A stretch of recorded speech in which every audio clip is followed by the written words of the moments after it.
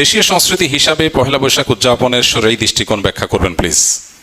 দেখুন, ইসলামে একজন মানুষকে বেঁচে থাকার জন্য আনন্দ, বিনোদন এবং সাংস্কৃতিক যে আয়োজন আছে সেগুলোকে ইসলাম মৌলিকভাবে নিষেধ করে না, বরং পৃথিবীর যে কোনো দেশের যে কোনো অঞ্চলের মানুষের নিজস্ব যে সংস্কৃতি আছে, নিজস্ব যে কৃষ্টি কালচার আছে, এই সমস্ত কৃষ্টি কালচার, আনন্দ, বিনোদন, সংস্কৃতি এগুলোর কোনোটা যদি কোরআন এবং হাদিসের সাথে মৌলিকভাবে কোনো সাংঘর্ষিক কিছু এগুলোতে না থাকে, তাহলে শরিয়া সেগুলোকে অনুমোদন করে, নিষেধ করে না।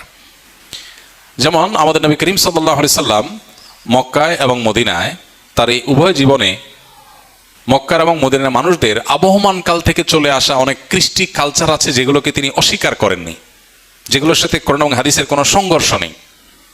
আর যদি কোনোটার কোরআন এবং হাদিসের কোনো বিশেষ নির্দেশনা, নীতিমালা, প্রিন্সিপালস এর কোনো সাংঘর্ষিকতা তিনি দেখতে পেয়েছেন, তাহলে সেটাকে তিনি নিষেধ করেছেন। আরবের মানুষের বহু কৃষ্টি কালচারকে নবী করিম সাল্লাল্লাহু আলাইহি সাল্লাম মৌন সম্মতির মাধ্যমে অনুমোদন করেছেন, কারণ সেগুলোর সাথে কোরআন হাদিসের কোনো সাংঘর্ষিকতা পাওয়া যায়নি।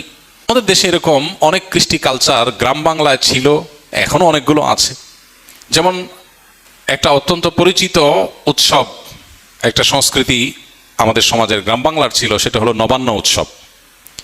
নব অন্ন, নতুন খাবার, নতুন ধান যখন উঠতো তখন সেই নতুন ধানের চাল দিয়ে পায়েস রান্না করা, পিঠা রান্না করা, বিভিন্ন রকমের খাবারের ব্যবস্থা করা, ভাত রান্না করা, এটা একটা আনন্দের উপলক্ষ ছিল গ্রাম বাংলার মানুষের। ঘরে ঘরে ধান উঠেছে, সে উপলক্ষে রান্না বাড়া এবং খাবার দাবারের ব্যবস্থা করা। এই নবান্ন উৎসব এখানে এমন কিছু নাই যেটা আসলে শরিয়া নিষেধ করেছে, অতএব শরিয়া দৃষ্টিকোণ থেকে এটা নাজায়েজ কোনো বিষয় না, আমরা সেটা করতেই পারি। এরকম অনেক উৎসব আছে যে উৎসবগুলোকে শরিয়ার দৃষ্টিকোণ থেকে নিষিদ্ধ বলার কোনো সুযোগ নাই। পহেলা বৈশাখের কথা যদি আমরা বলি, তাহলে সেক্ষেত্রে আমরা দেখতে পাই পহেলা বৈশাখ এটা আসলে বাংলাদেশের বা বাঙালি জাতির আবহমান কাল থেকে চলে আসা কোনো কালচার কি না। পহেলা বৈশাখের যে রূপ আমরা দেখতে পাই এখন, এটা তো শুরু হয়েছে 1989 সাল থেকে। ধাপে ধাপে এটা পরিবর্তিত হয়েছে, সেটা আমরা জানি সবাই। বাট এটার একেবারে প্রাচীন রূপ যদি আমরা দেখি পহেলা বৈশাখের, তাহলে দেখতে পাই পহেলা বৈশাখ উপলক্ষে মূলত জমিদারি প্রথা যখন চালু ছিল এ অঞ্চলে, তখন জমিদাররা বছরের যে খাজনা নিত কৃষকদের কাছ থেকে, এই খাজনা তোলার শেষে বছরের প্রথম দিনে তারা এই পহেলা বৈশাখে তারা একটু মিষ্টি মন্ডা প্রজাদেরকে খাওয়াতো। তাহলে এটা ছিল খাজনা উত্তোলন উৎসব, যেটা করতো জমিদারেরা। জমিদার প্রথা বিলুপ্ত হয়ে যাওয়ার পর এই খাজনা উত্তোলন প্রথাও বিলুপ্ত হয়ে গেছে। এরপরে পহেলা বৈশাখের দ্বিতীয় ধাপে যে কালচারটা আমরা আমাদের শৈশব থেকে দেখে বড় হয়েছি গ্রাম বাংলায়, সেটা হলো গ্রামে শহরে সব জায়গায় একটা কালচার ছিল, সেটা হলো হাল খাতা। সারা বছর যত রকমের ব্যবসা বাণিজ্য হতো, বিশেষ করে আপনার মুদি মালামাল, অন্যান্য যে সমস্ত সব রকমের ব্যবসা বাণিজ্যই যেগুলো চলমান ছিল, দোকানদারেরা তাদের সারা বছরের যে লেনদেন হতো, বাকিতে যে লেনদেন হতো, এই সব পাওনাদারদেরকে চিঠি দিত চৈত্র মাসে যে পহেলা বৈশাখ শুভ হালখাতা, দোকানে আসবেন, দেনা পরিশোধ করবেন, যেহেতু দেনা পরিশোধ করছেন সেজন্য আপনাকে একটু মিষ্টিমুখ করানো হবে। এই হালখাতার কালচার গ্রামে শহরে সব জায়গায় ব্যাপকভাবে আমাদের দেশে প্রতিষ্ঠিত ছিল। সারা বছরের দেনা পহেলা বৈশাখে এসে পরিষ্কার করে, ক্লিন করে, নতুন করে আবার খাতা খোলা হতো। এই জন্য এটার নাম ছিল হাল খাতা। এই হাল খাতা হলো পহেলা বৈশাখের দ্বিতীয় ধাপের সংস্কৃতি বাংলাদেশের মানুষের বা বাঙালির। এরপরে 1989 সালে মূলত ঢাকা ইউনিভার্সিটির চারুকলা ইনস্টিটিউট থেকে কিছু শিক্ষক শিক্ষার্থীদের উদ্যোগে সর্বপ্রথম পহেলা বৈশাখ উপলক্ষে যে শোভাযাত্রা বের করা হয়, সেই শোভাযাত্রার নাম ছিল কি? আনন্দ শোভাযাত্রা। কিছুদিনের মধ্যেই সেটার নাম পরিবর্তন হয়ে গেল মঙ্গল শোভাযাত্রা। তারপরে আবার সেটা পরিবর্তিত হয়ে এখন বৈশাখী শোভাযাত্রা বা অন্য কোনো নাম পর্যন্ত হয়তো এসে ঠেকেছে।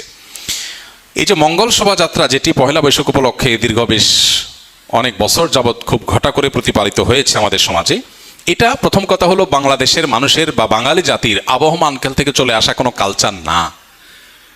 কৃষ্টি বা কালচার কোনো কলেজ বিশ্ববিদ্যালয় থেকে পরিকল্পিতভাবে নোট লেখে একদম সাজিয়ে গুছিয়ে কোনো কৃষ্টি বা কালচার এভাবে শুরু হয় না। আমাদের বাংলাদেশের মানুষের যে আহ্বান কাল থেকে যে চলে আসা কালচারগুলো একেবারে মানুষের ভেতর থেকে উঠে এসেছে, এই পহেলা বৈশাখ উপলক্ষে মঙ্গল শোভাযাত্রার নামে যা হচ্ছে, অন্তত এটা কখনো সে আহ্বানকাল থেকে চলে আসা বাংলাদেশের মানুষের মধ্য থেকে গড়ে ওঠা, বেড়ে ওঠা কোনো কৃষ্টি বা কালচার না।